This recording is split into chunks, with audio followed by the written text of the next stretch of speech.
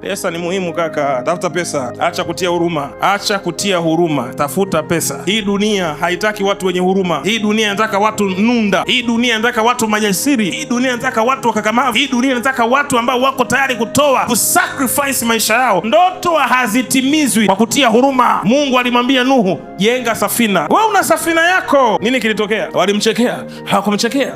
Watu walikuja wanakunya mavi kwenye safina. Ni mtumishi wa Mungu ameambiwa na Mungu, jenga safina.